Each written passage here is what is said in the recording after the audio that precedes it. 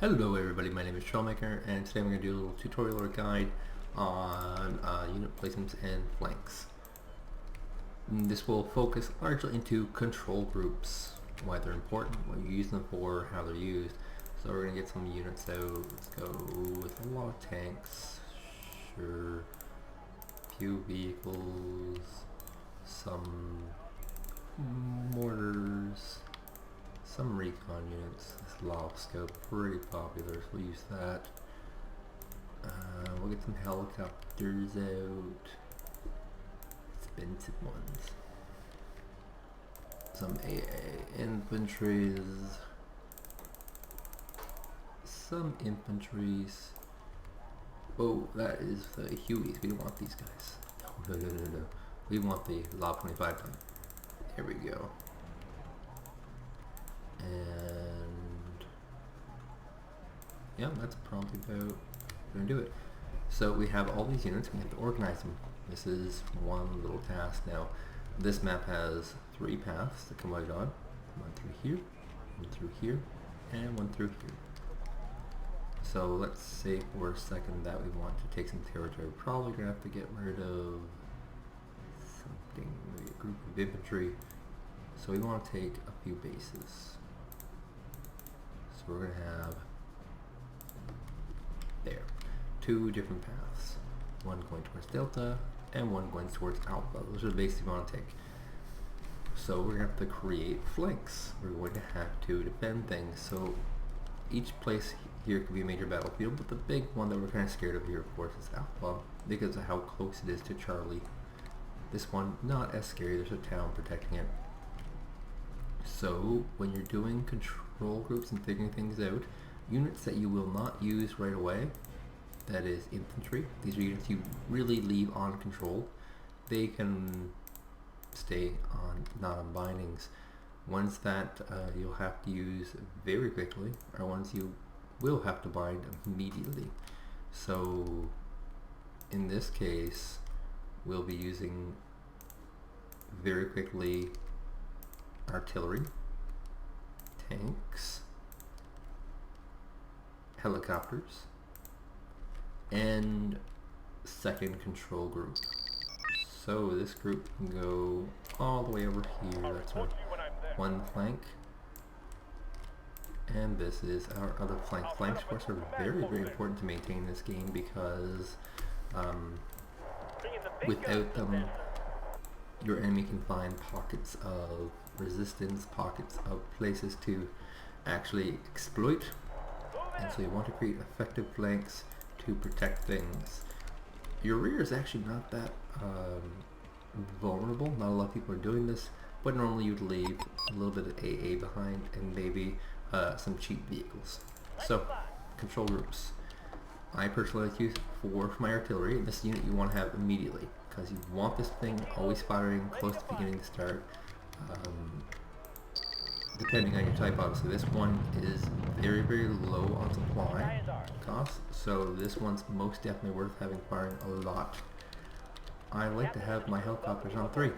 The helicopter is something you'll need to move immediately every single time. So we're going to put our command into a non-specific location that the enemy will not be able to hit from various flanks. Good. Now our tanks, I like to put on control group 1. That's because the tanks should be used every single time that they are up. Infantry I will not keep on because they move very, very slowly. Very, very slowly. And that means that they will not really get used.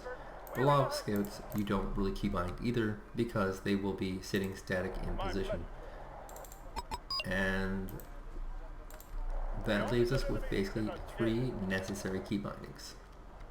Tanks, because you'll be microing these and using these as soon as battle begins. Your helicopter, which will once again be using as soon as battle begins, and the artillery unit, which we'll be using because you need to have it running a lot of the time. Now I am playing against a computer because truthfully, if I wasn't playing against a computer, I would be getting stomped by now by my low amounts of micro. Are you talking to me? And just really imperfect skills. Need a ride? So this will speed you up a little bit if you haven't been using control groups. A lot of people like to do big, wide-ranging flanks, which of course is smart. And you just, well, I guess there's a couple ways to do it, but slowly you build up your infantry count across a large flank to cover more flanks. For example, you wouldn't take this base Charlie until you can secure this location here. That's just good common sense. But infantry you will not need to keybind. Tanks you probably will. This is one battle group of tanks. So let's say we want to have some tanks on this front over here. Well, now suddenly we're having a second flank of tanks in which doing this is not advantageous at all. In fact, I'd say it's the opposite of advantageous. So we might want to put this into a second control group. We'll put this in the bushes here. And then as soon as battle comes forward, we want to move this forward and attack. Very, very important. Let's say you want to have a third cache of tanks. We'll put them right here. Well, now you have a need for a fifth battle group, because tanks are being rallied in terms of position, because their position is static, is pretty static, pretty important, whereas the helicopters, you are really just going to group them all together, and they're a skirmishing mobile unit, so we use them in that regard. Same thing with these artillery pieces, we don't really move them around. That's not something we really do. We sort of just keep them in place, firing always.